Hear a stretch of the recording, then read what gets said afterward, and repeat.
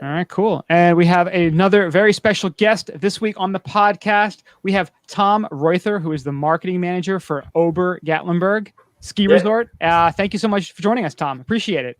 Thanks, appreciate y'all having me.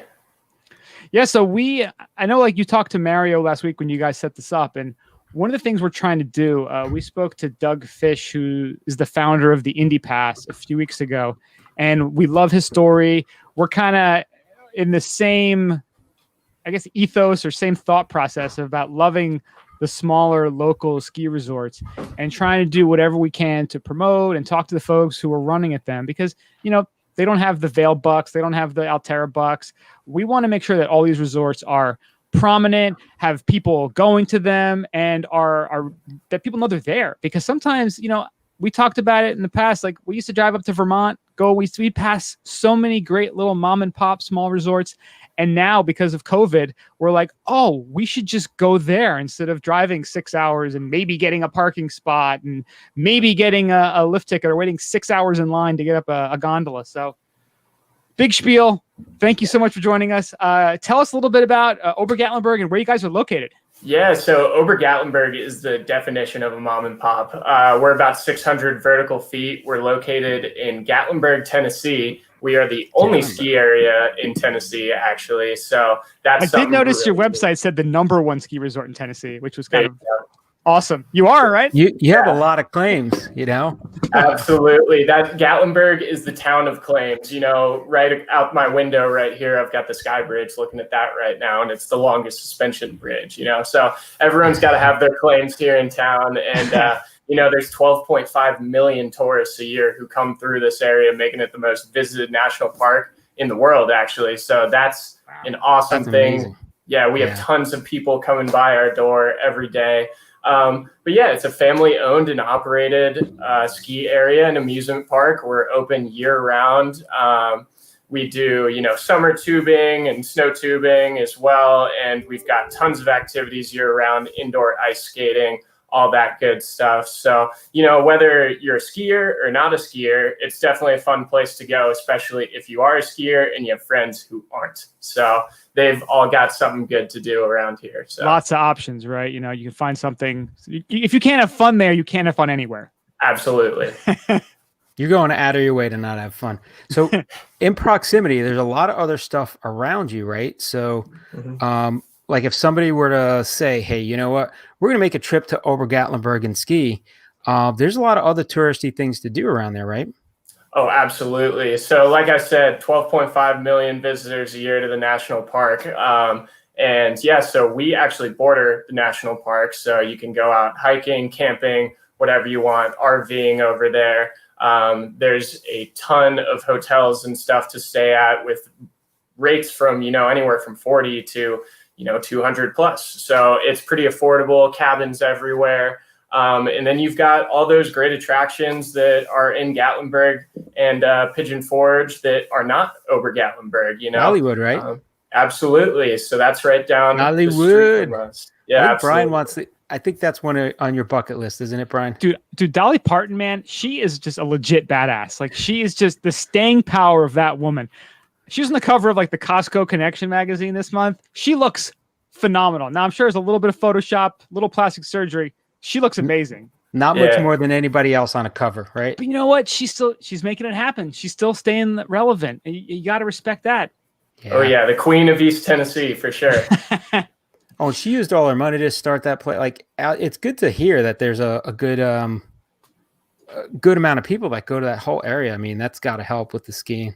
Absolutely. And, you know, most of our people who come and visit Ober Gatlinburg, they're from Florida and all these southern states where, you know, I know you're from Florida, Mario. So no offense, but we do get the question of, you know, what is snow? I've never seen it before. How do I ski? How do I do everything? So our instructing here is top class, and they get, you know, never ever is going to where they can do, you know, intermediate runs and stuff. So it's a great place to learn for sure.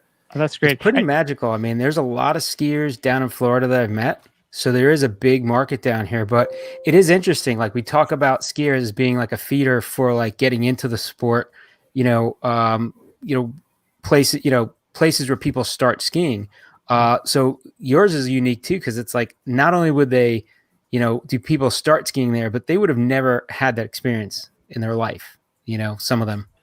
Absolutely. Absolutely. And we get some people who come up thinking that they're going to snow tube, and then they get up here and they want to try it. And, it's not too much of a commitment. Our rates are really affordable here. And we try to make it break down those barriers to entry for everyone. So that's awesome. And just to go back and clarify, and when you said national park, that's Great Smoky Mountain National Park, right? Yeah, that's correct. Okay, good. Because, people, some of our listeners out in Colorado or anything, they don't know anything about anything east. So we want to make sure we get them the info. Okay, cool. East or south, they're clueless. They're just the Rocky Mountain people. But that's the thing. There are so many other places. And we spoke to someone yesterday, and they were saying that, a lot of these smaller resorts are feeders for Colorado too. Like you're not just going to go out to Telluride your first time skiing. You got to figure out if you like the sport, and then eventually maybe I'll try this. Maybe I'll go here. Maybe I'll do this. So getting people, like you said, from that area, from the South, started and focusing on getting them learning and experiencing it the first time, because it's one of those sports. It seems daunting at first, but once you do it, you're like, why haven't I been doing this every day of my life since I started?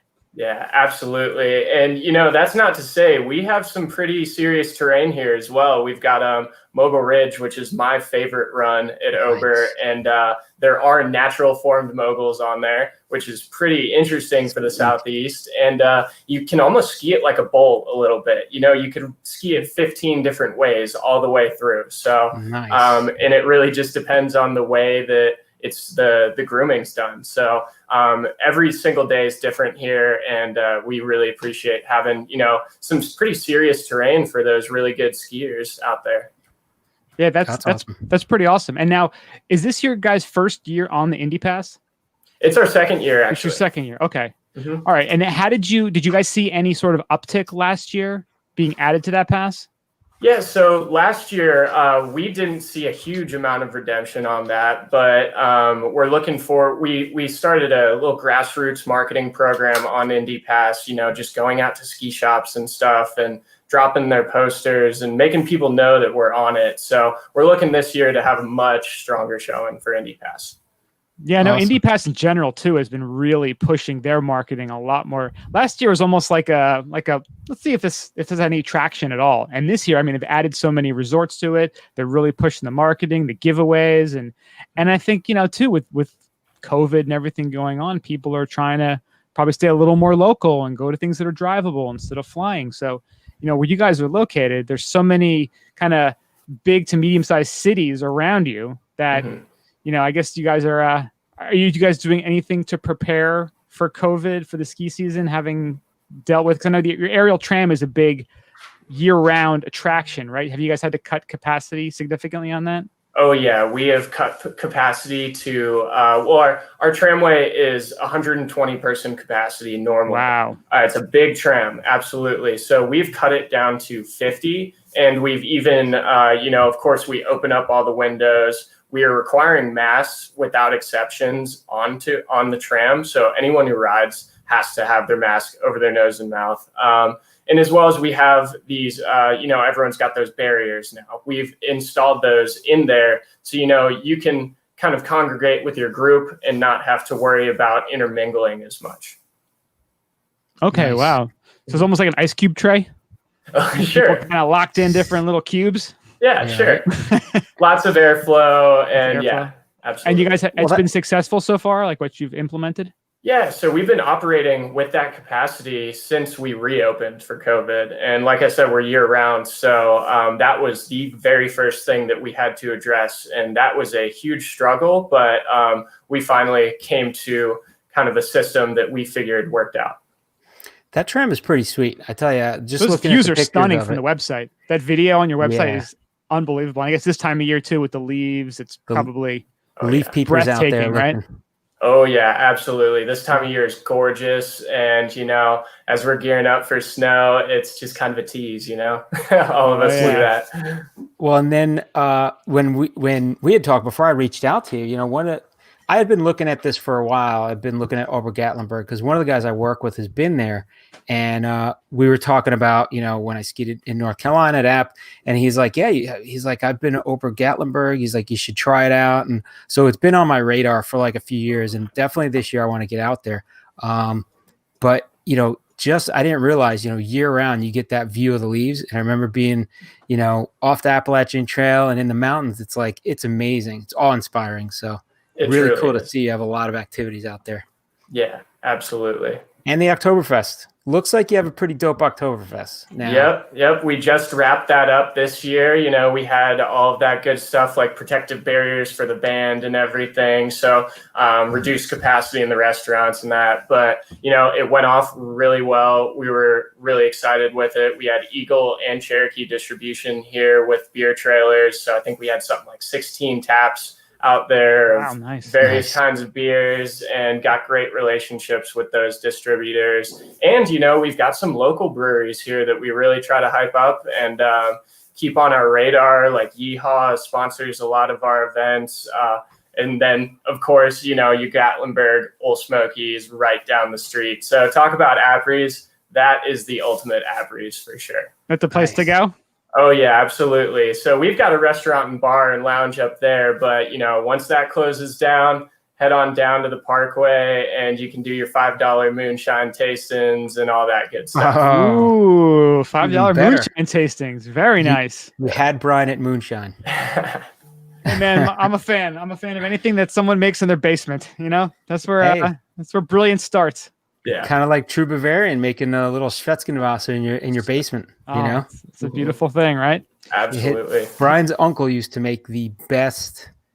He had a little cave of all Schwetzke he would make. It was great. Yeah, like the plum schnapps, and like my dad went down there one year, and this is in Germany, and he's looking at it, on the walls there. He's like, Heiner, why do you have all these bottles of water? Like they find jugs of water. He's like, that's not water. He's like, that's Zwetschgen schnapps. Yeah. My dad just kind of his eyes lit up like a kid on Christmas.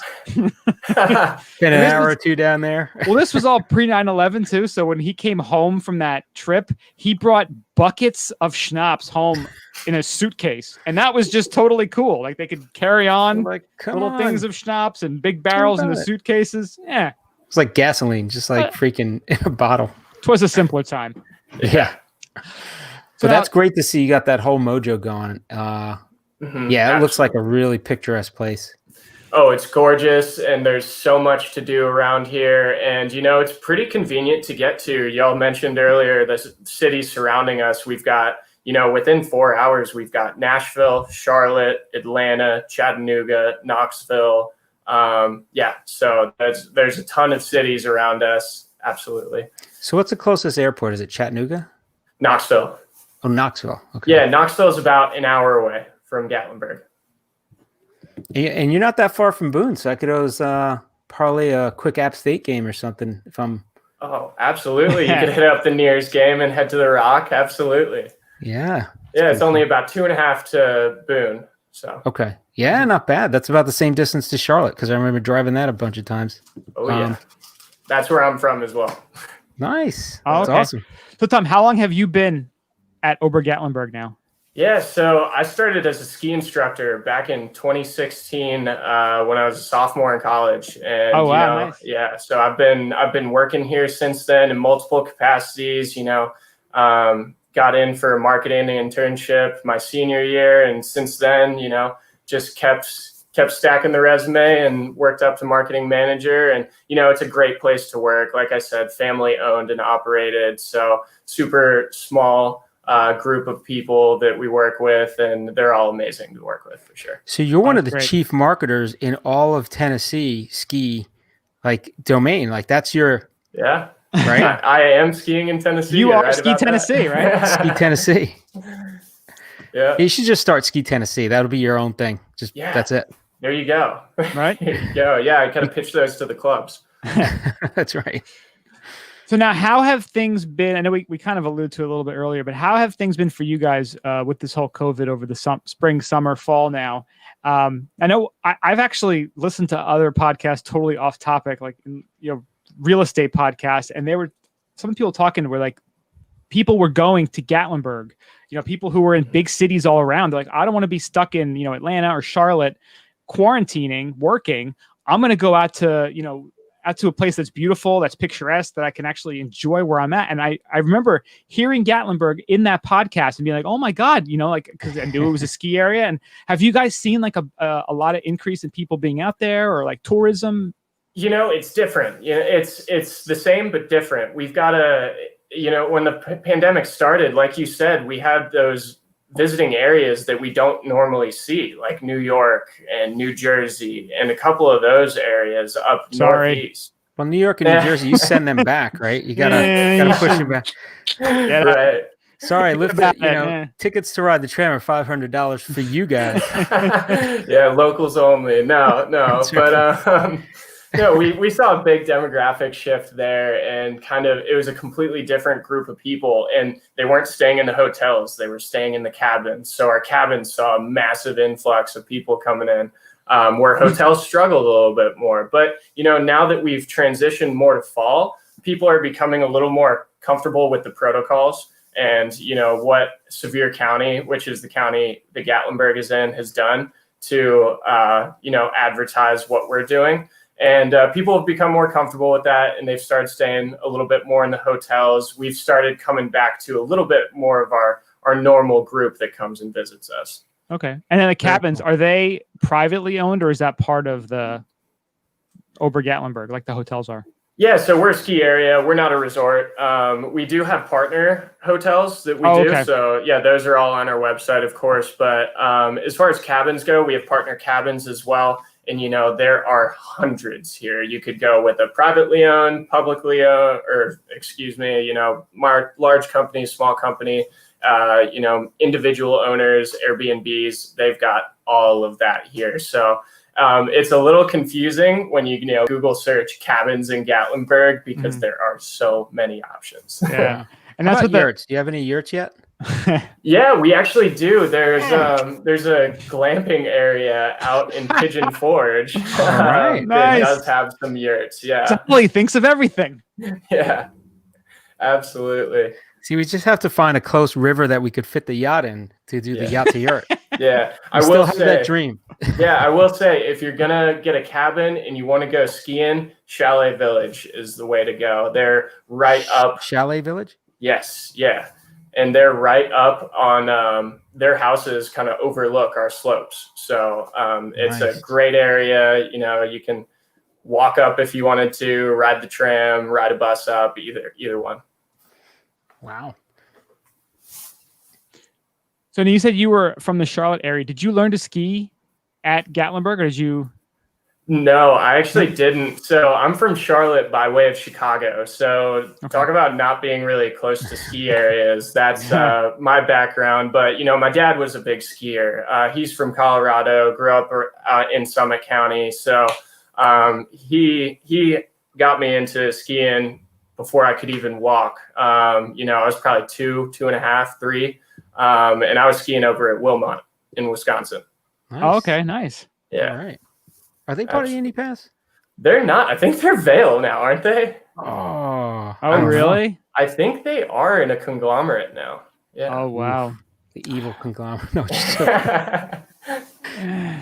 It's like Republican, Democrat. Like you don't have to be either one of them. You could be your own thing. You could be Indy Pass, which is nice. Absolutely. So you were mentioning before we started the actual official podcast that you guys have an event coming up soon too, and you're getting your snow cannons fired up. So when are you guys looking to open for the season, and what events do you have going on? Yeah, so our slopes typically don't open till December 10th is our projected date, but we have started filling out our snow tubing park with a snow magic system, which is pretty unique to our ski area. I think we're one of few in the world to actually utilize that. And essentially what it is a giant freezer, and it chops up all the ice and shoots it out. And it's a wet granular, so the molecules in it are actually a little larger, and they retain the cold temperature a little better. So that's why we're able to make snow up to 70 degrees actually. So wow. Whoa. Yeah. So it's like a big snow cone. Absolutely. That's exactly what it is. Snow. Yeah. I think you bill it as snow cone technology. Come down for the snow cone technology. There you go. Yeah. So we've been making snow in there for, about a month now. And we've got some great piles over there, and we're getting ready to push them out for, like you said, our first event of the year is a rail jam in our tubing park. The day before snow tubing starts, we're not putting the lanes in. We're putting some rails, jumps. Nice. We're inviting everyone, from all the riders from Virginia, North Carolina, Tennessee, Georgia, South Carolina. They're all going to come up, and it should be a really great time, kick off the season. Snow tubing starts the next day, of course, but just a way to get some practice in, get your tricks dialed in, have some fun, and kind of a casual competition format. That's cool. Really cool. I'm looking at the Snow Magic website, and I guess you guys are on their main carousel on the homepage. Mm-hmm. Absolutely. They're showing like Georgia and Florida and all these places where they're making the snow work. That's amazing. Nice. Yeah. Here in Florida, they have something. It's I think it's what's it called? Wildcat Mountain. I think it's Wildcat Mountain, and they do like snow tubing in Florida. So it must be something like that. Yeah, I think they did pick up Snow Magic to use that. Yeah, because they're opening up in a few weeks, and I'm like, it is Florida, Yeah, absolutely. So our mountain's actually about 3,500 elevation at the top. So we're not very high up there. So utilizing Snow Magic is great because, we can pile it up next to the lift lines. And then at night, we will, before the skiers come, or in the morning before, we can groom that out. So there's a good surface there that'll last all day. So it's great. When we have a little warmer snaps, it's something that keeps us alive and keeps us running.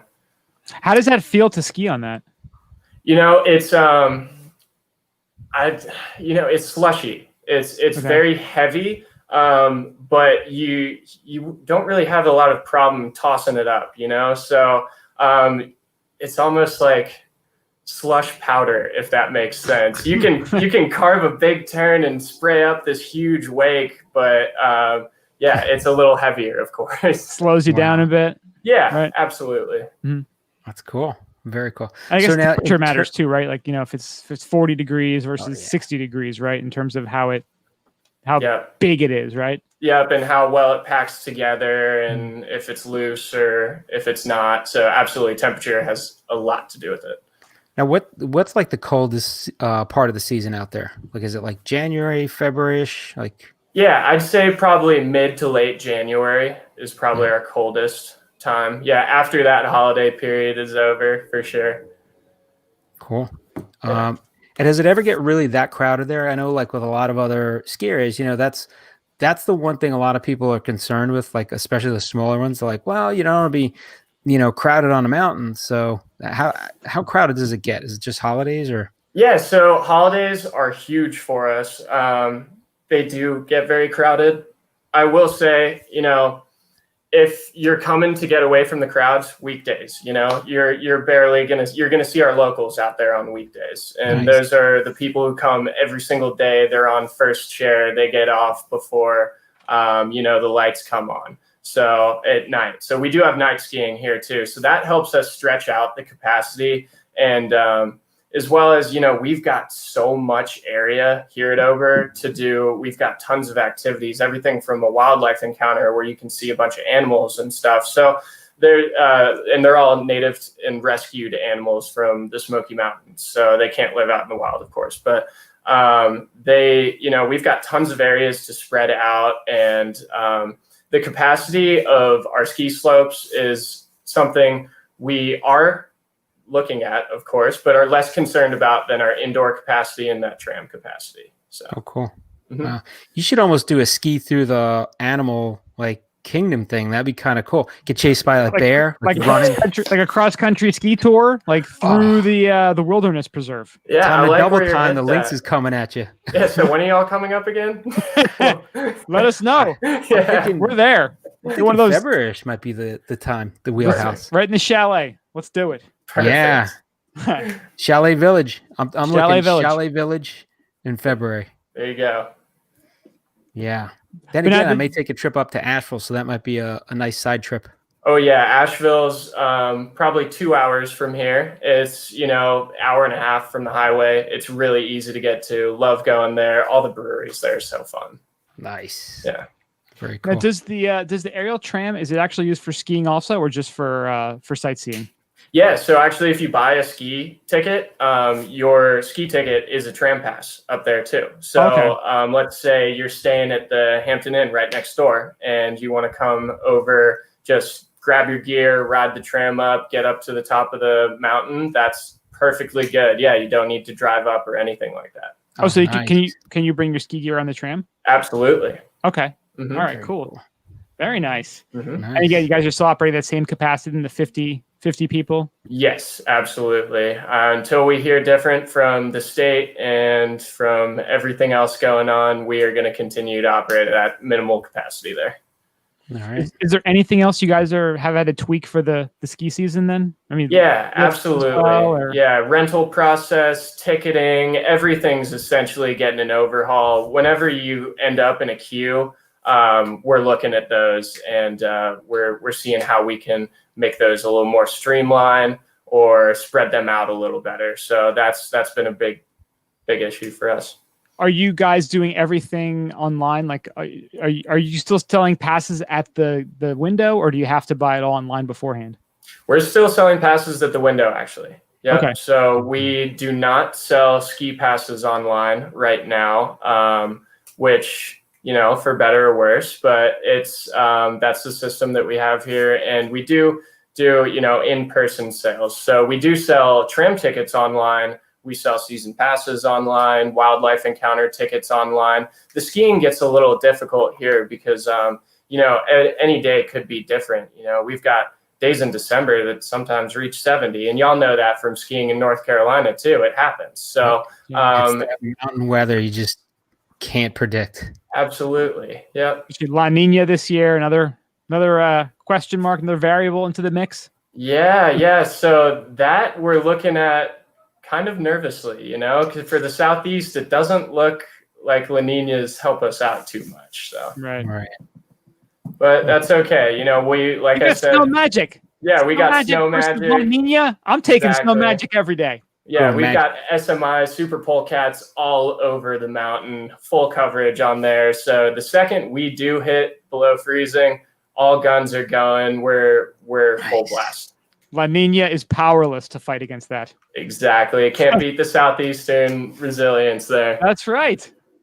So now, is the theme about the whole mountain, is it all like Bavaria? Because I'm looking at like Edelweiss condo rentals, Ober Gatlinburg, all your stuff there. Like, yeah. So we are definitely in Bavarian theme, and this came back from 1963. Was when Gatlinburg Ski Club opened, and that was the original name. And the tram actually didn't come along until 73. So at that point, they merged the two, the ski area and the tramway, to make Ober Gatlinburg, which Ober in German, above. So above Gatlinburg was the name. And, Claude went out to Europe and he saw these trams, he saw the Alpine slides, and he brought them all back to Gatlinburg, put them in. I think it was $4.5 million when he first installed it. Wow. So it was a huge project back then, and it still is a huge engineering feat to this day. So that's pretty cool. Yeah. We're actually gearing up to replace a haul cable on there this next spring. So that's a big upgrade that we're looking at. Wow. Yeah. You guys got to sell some passes to help pay for this. Yeah, absolutely. Right. How much is a season ski pass for you? Yes, we've got tons of options for season passes. We do offer 2 buddy passes with our season passes as well. So you buy a pass, and an adult pass will run you $299. And that that's our highest level pass. Wow. So that's the highest price you got. That still comes with 2 buddy passes. And then we've got everything: students in high school, college passes, military, senior. We've got a club pass too, which is pretty awesome, that we're offering for $175. And that obviously comes with the 2 buddy passes as well. So we're showing those, Atlanta Ski Club, Nashville, Knoxville, they're all around us. So trying to show them some love. And then we've added a local pass this year too for all our Sevier County residents. That's been hugely popular at $175 too. So our ski tickets are super affordable. So if you're in Sevier County, the county where you guys are in, it's only $175 for the season? Absolutely. And you get 2 buddy passes. That's a deal. Yeah.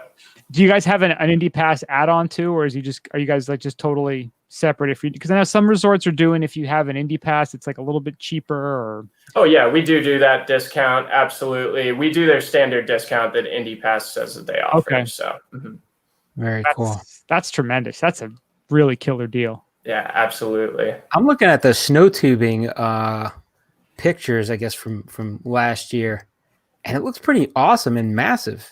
Yeah. So we run 10 lanes, and our summer tubing is only 250 feet, but our winter tubing, cool. It's like a mat that they're on, right? Yeah, it's Neviplast. If y'all are familiar with that technology, it's like a plastic kind of bristled material that you can do.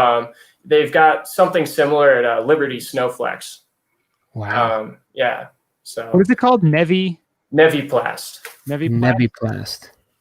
Getting all high tech with these words. We're learning all kinds of like awesome, like resort terminology here. Yeah, well, you got to get innovative when you're in the Southeast for sure.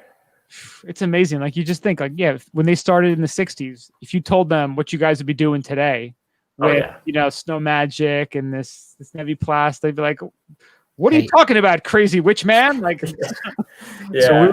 So Brian and I have this idea of having a full-on resort on a garbage dump. You could probably throw the Neviplast on it, and boom, you're good to go. You don't even have to blow snow. Absolutely. I do live in New Jersey, and we have been joking, but not joking, about doing like some sort of touring, some like ski touring across the garbage dumps backcountry, New Jersey. That's amazing. I'm pretty sure there are some ski areas on garbage dumps out there, aren't there? Up in Wisconsin and stuff. I don't know about Wisconsin. I know in Europe they have a few. In Europe? Okay. Yeah. But Wisconsin, maybe. I don't know. We were thinking Arthur Kill right by Bryan is like one of the largest dumps in the world. Well, Big Snow, the indoor resort, that's technically on a dump site. Oh, that's how they got the elevation there?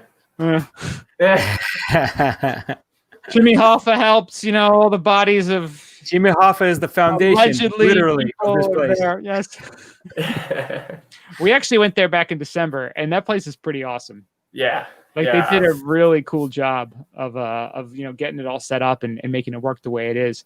And I know people who've been going there like 7 times already since they opened up again this summer because nothing else to do. Well, the ski season, shut everybody down in March. People are still like, I didn't get my full Jones in. I got to figure out how am I going to do this, and I can't afford to go to South America. So what are we going to do? So yeah, Big Snow has been great, and we actually spoke to the head of marketing there a few weeks ago too, and they're the same thing you guys are dealing with, the protocols, the cutting down of capacity, but it's just like a new normal you got to work within, and it's what else are you going to do? Either you shut down totally, or you kind of work within these new boundaries and find a way to make it work. Yeah, absolutely. We're just looking forward to getting back on snow, delivering that to everybody again, and having as normal of a winter as we can. Yeah. So let me ask, like the average, like in your estimation, this is just shooting from the hip, total BS, no numbers or anything. Like the average person or family that comes to visit, do they do like 2 or 3 days and then do like Pigeon Forge, maybe Nashville, like other stuff in there? Or is it people just kind of, drive in, stay for a day or 2 or a week, or, what's the mix there? Yeah, so we've got a huge spectrum of people that we get here. We've got those skiers who come up for 4 or 5 days straight and they ski every day. And then we've got the families who, come up and they want to be here to be, outside in the Smoky Mountains, and they want to experience Gatlinburg and Pigeon Forge, but then they happen to figure out, we've got skiing up here. This is something that I've never done before. This sounds really cool. So might as well give it a shot kind of thing. So we've got the whole spectrum from those serious people who come and visit us. And, most of those people, they're training for their out west trip or their northeast trip or something like that. Yeah. So they'll come in for extended periods, get their legs back under them, and then head out on their big trips. So that we've got the full spectrum, absolutely. I think Brian and I might have to keep talking to you about getting together a Ski Bum podcast weekend or something. I mean, I know you guys. So I think we originally found out that was going on because of Urban Ski Week. Urban Ski Weekend. And that was just Urban Ski Weekend, and we were like kind of amazed, and I was like, I wanted to go even back then, and that was on the radar. We've been talking about it for 5 years now, because we've been doing this podcast for 5 years. We discovered it, I think, in 2016, and we're like, just been talking about it every single year. And then that guy I worked with had been there, and I'm like, oh, you've been there for Urban Ski Week? He's like, no, I just went there on vacation. I'm like, okay. Yeah, no, it's a great time. We get a bunch of people up from Atlanta, and they all rent out a hotel, and they have DJs and parties every night, and they're just. It looks pretty off the hook. Like, just looking at the pictures, not a ton of ski pictures, but it looks like it's just an absolute party. Big party. Oh, absolutely. And it's Super Bowl weekend too, right? Yeah. Oh yeah, nice. It is. That's always a really fun time. All of our instructors have a blast with those groups because, they might not be out there to be the best skier, but they're just out there to have fun. There having fun. Yeah. Dude, and that's half the battle is just trying it. If you try and you don't like it, no big deal. But like you said, you have so many other options. But some people you try it and you just get them that little taste of it, and then they become hooked for life. It's like even crack, like you said, for like positive crack. Yeah. There you go. Even like you were saying, people, are seeing snow for the first time. I mean, my nephews were born in Florida, never saw snow. They came up to visit me in Jersey one time, and they were just like holding the snow in their hand, and then they would drop it, and they'd be like, I don't know what's going on, just freaking out. Like, can't feel my fingers. I didn't know this is what cold feels like. It's like, So to give that magic to somebody is amazing. It's really unique where you are. Absolutely. And we prepare for people like that. You could show up to Ober Gatlinburg in flip-flops, and by the end of the day, you could rent out a full snowsuit, obviously buy your own gloves and face covering, but we've got helmets for rental, full entire, pants, jacket, all that good stuff. So you could show up with nothing if you really, spur of the moment. If you're driving down by the highway, you see Ober Gatlinburg, whip on off and come and visit us, and we'll get you going. I learned to ski. Yeah. I could go to work, my normal 9 to 5, but no, just pull that Yui, change your life forever, right? Yeah, exactly. Well, that's one of the things that makes it, tough to get into this sport is the cost. When you look at how much gear costs, you could just Google ski jacket and you see like some Arc'teryx, like $900 jacket, and people go, you know what? This isn't for me. And it's like, no, that's nobody really, like one guy needs that jacket. Like, and then it adds up. It's like you got to buy a jacket, then you got to buy pants, then you got to buy gloves, the helmet, and then you got to buy it, and it goes on, and it's like, when's it going to end? But it doesn't have to be that way. And like what you guys have set up, like that's great, because then it really, you spend $50 to rent everything you need. I'm just throwing that number out there. I don't know if it's accurate or not, but you throw a little number out there, and it's like, okay, I can try this out. I can taste it, I can sample it. It's like buying a fancy scotch. You don't want to spend $200 right away if you don't even like it. You go, you get a sample, you see if you like it, and if you do, then you jump in, and the sky's the limit. Absolutely. Yeah, and it is around $50 too. Nice. Everything. So there you go. That's actually Brian, great. next time you and I are flying in a helicopter, Price is right. Go to Yui, go to Ober, get the gear, and boom, we're heli skiing. There you go. Oh, speaking of heli, but not heli, do you guys have uphill travel on your mountain?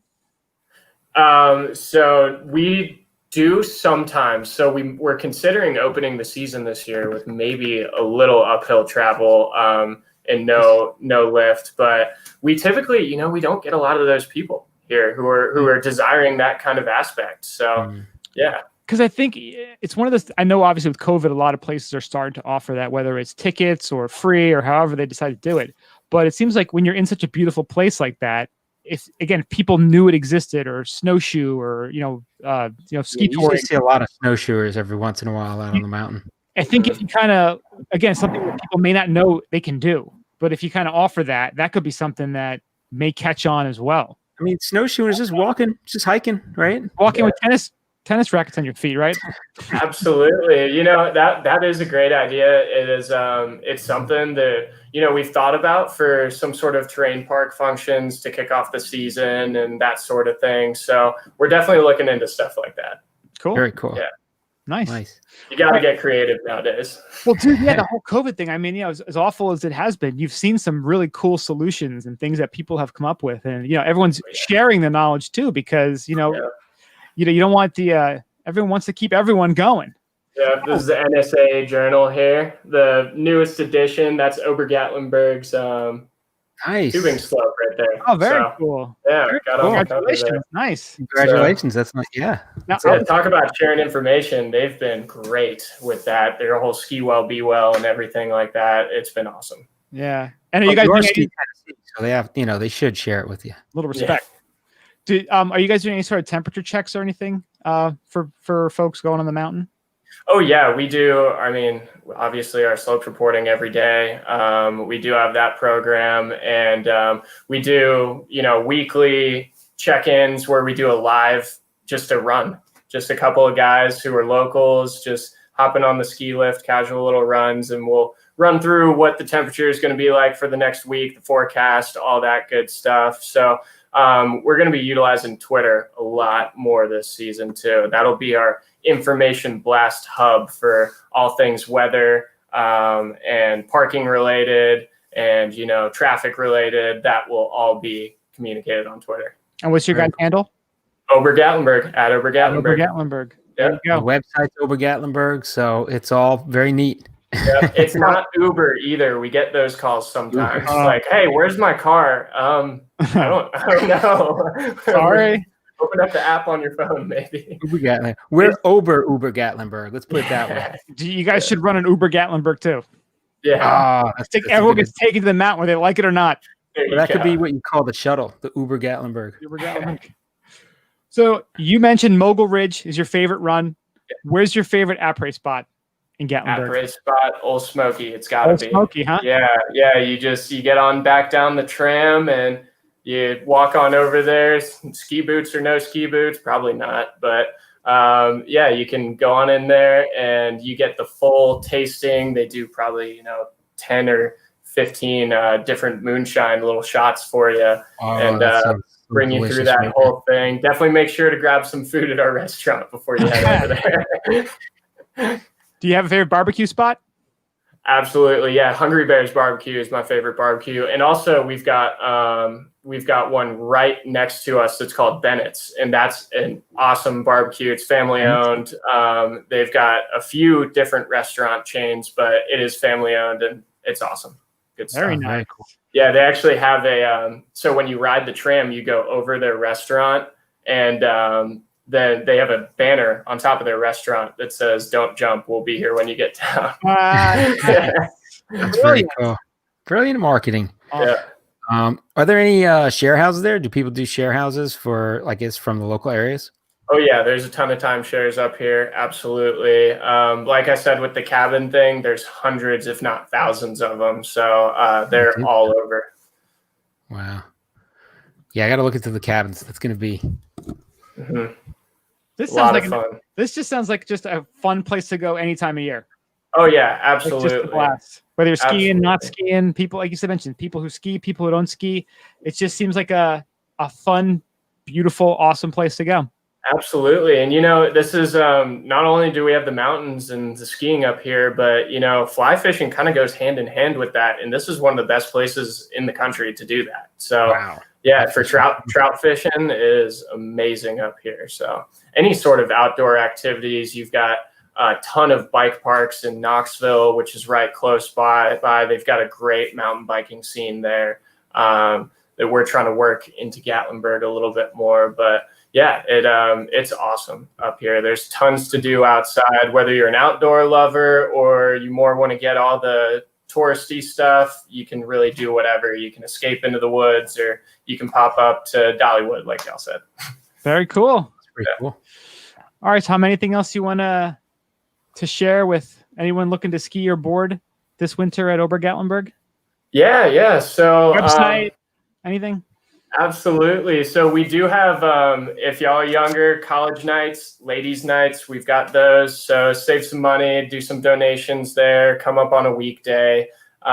we definitely want to see y'all up here on weekdays for sure. So it's a really interesting place. I've been all over the country to ski too, and there's nowhere that I've been that's more unique than Ober Gatlinburg. I mean, what ski area has an indoor ice skating rink year round, ice bumper cars, a zoo, a rescue animal zoo? So it's truly a unique experience. Animal jail, let's be honest. That's what it is. No, they actually have like 3 times longer life expectancies in there than they do out in the wild. Wow. So yeah, they do a great job up there with that. But yeah, so for all those people out in Colorado who think, why would I even consider that? It's a bucket list thing. Ski Tennessee. Dude, you know what? Like, one thing we've noticed over the last couple of years is you don't need the 3,000 feet of vertical to have fun. I mean, we went to a place up in I went to a place upstate New York earlier this year. Peak. It's like 400 feet of vertical, maybe, on a good day. And the people, the park, the terrain, like it was just fun. Again, it's not all about how much vertical you do in a day. It's about the experience you have, the people you're with, just the stories you're going to tell afterwards. And it looks like you got a lot of things that people can start telling stories about with all the different attractions and fun to be had. Mm-hmm, absolutely. And, we're open till 10 p.m. every night. And then we've got one night a year that we're open till midnight. So nice. What night is that? That's for Ober Rocks. That will be, let me look at that calendar there. Ober Rocks. Concert? Yeah. Yep. We are doing Ober Rocks on January 23rd. It's a concert, obviously. And then we've got WIMZ 1035, the radio up here coming through, doing promotions there, giveaways, all that good stuff. Last year we had a wing eating contest during it. So, it's really fun. We have the band playing right near the slopes. So you can actually hear them sometimes from the chairlift. So you don't even have to stop skiing to enjoy the band and everything. So awesome. It's a great night. Slopes open till midnight, and then everyone parties and has fun and enjoys their time. Are all the trails available for night skiing, or? Absolutely. We're 100% lit. 100% lit. That should be your tagline. Yeah. Ober Gatlinburg, 100% lit. Exactly. Exactly. I like that. All right. Awesome. All right, Tom. Well, thank you so much for your time. Any parting words? Obergatlinburg.com. OberGatlinburg. Yeah, that's it. And I really appreciate y'all's time. Thanks for having me. Dude, our pleasure. Thank you so much. Man. It was a lot of fun talking to you. Yeah, y'all hopefully too. We'll be for coming up this year when we're getting ready. We'll let you know. For sure. Sounds like a plan. Awesome. Well, have a great winter, and we'll talk soon. Thanks. Thanks, man.